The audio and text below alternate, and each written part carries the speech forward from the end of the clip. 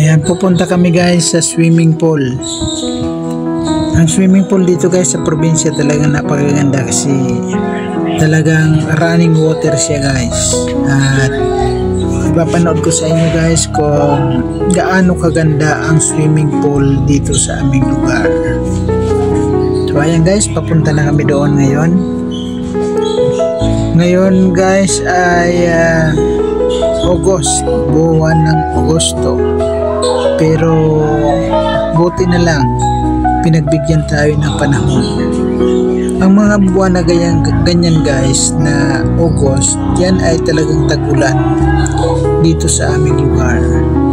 Pero mabuti na lang dahil pinagbigyan tayo ng panahon at ngayon guys ay uminit. Kahapon ay maulan pero ngayon ay mainit. So pinagbigyan tayo ng panahon na sa ating kaunting panahon na pagpunta dito sa probinsya ay kahit minsan ay makaligo tayo guys sa ating swimming pool. Napakaganda guys ng aming swimming pool dito sa probinsya. Talagang hindi ka magsasawa dahil ang tubig ay sariwang sariwa at the same time talagang running water, hindi siya guys stagnant. So bago namin guys marating yung lugar na yun, siguro lalakarin namin yan ng mga 30 minutes guys. Ang tagal na ang paglalakad dahil medyo may kalayuan siya. At syempre yung daan dito sa probinsya hindi katulad ng daan dyan sa syudad na walang mga palusong, walang mga bato-bato. Dito guys talagang yung daanan dito talagang daanan lang para sa tao na kahit bisikleta guys hindi kayang daanan ito. So para guys sa tao lang itong daanan dito papunta sa aming swimming pool. So sana guys subaybayan pa ninyo yung iba pang mga video na ipapanood ko sa inyo dito sa aming probinsya. So maraming mga pwedeng mapagpasyalan dito guys. At ang tubig dito guys na dumadaloy mula sa mga ilog, sa mga sapa ay sariwang sariwa talagang tubig yan guys, na karamihan guys ay mula pa sa paanan ng Bulkang Mayon. So habang naglalakad-lakad kami ay nakakakita kami ng mga kakaibang halaman or kung ano guys ng mga kakaiba, katulad nitong punong kahoy na to na napakaganda ng kanyang bulaklak. So very attractive. Halamang gamot yan guys, ang tawag dito sa amin.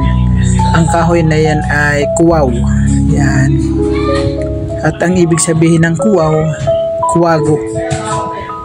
Yan. Dito guys maraming dito pangbubong.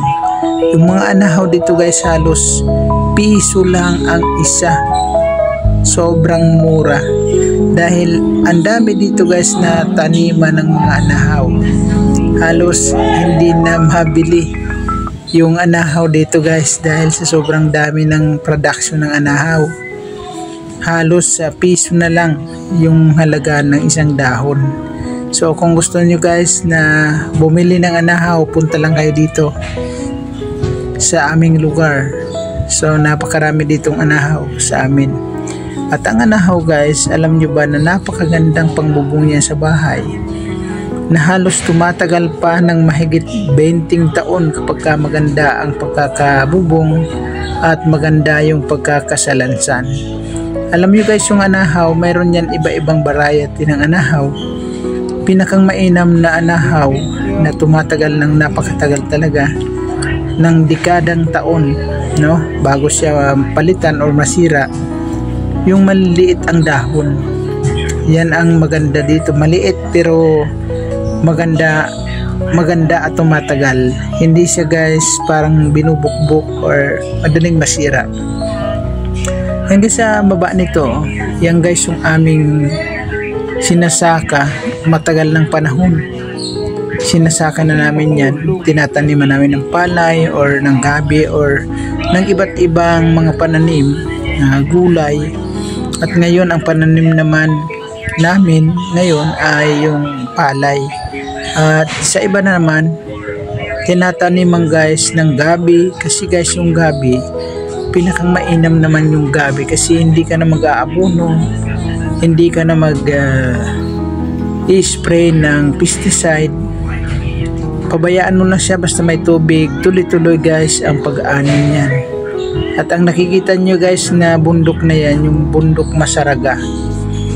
At sa katapat niyan, yung Bulkang Mayon. So nakukulong kami dito guys ng tatlong malaking bundok.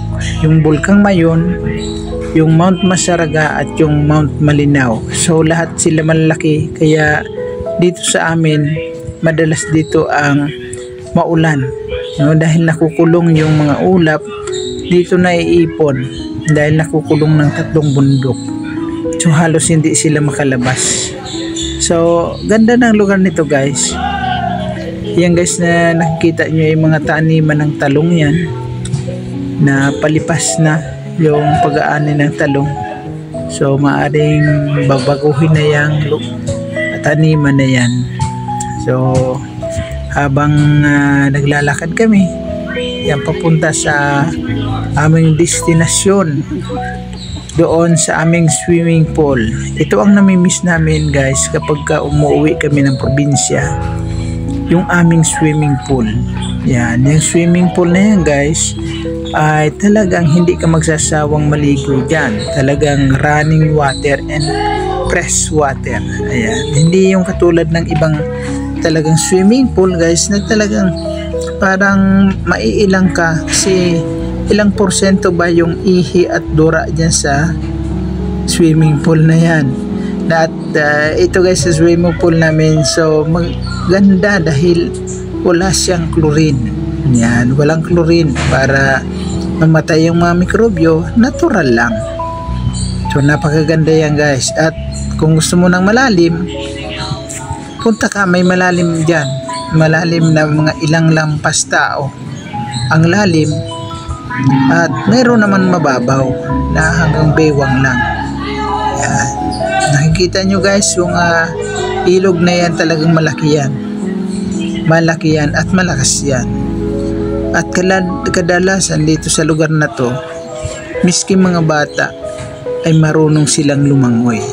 Yan, kasi natuto silang lumangoy dito. Kasi kung hindi sila marunong lumangoy, for sure hindi sila makakapaligo dito sa swimming pool na ito dahil pwedeng malunod, no? Kaya mga bata pa lang dito guys, mga marunong na silang lumangoy.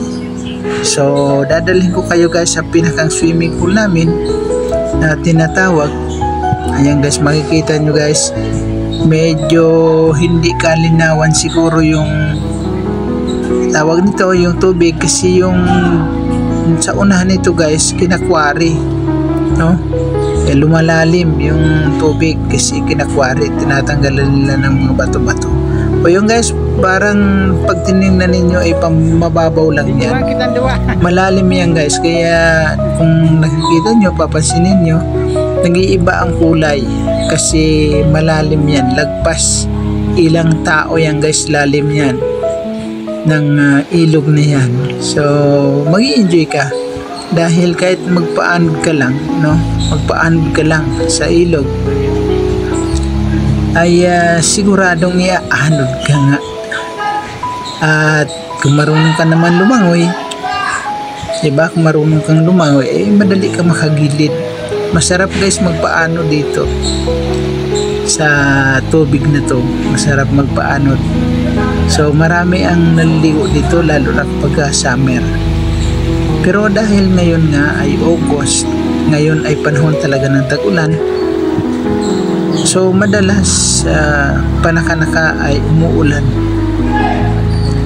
bumubuhos yung ulan kaya walang gaanong naliligo talaga. Kami lang yung mga galing sa Maynila at talagang sabik na sabik sa tubig.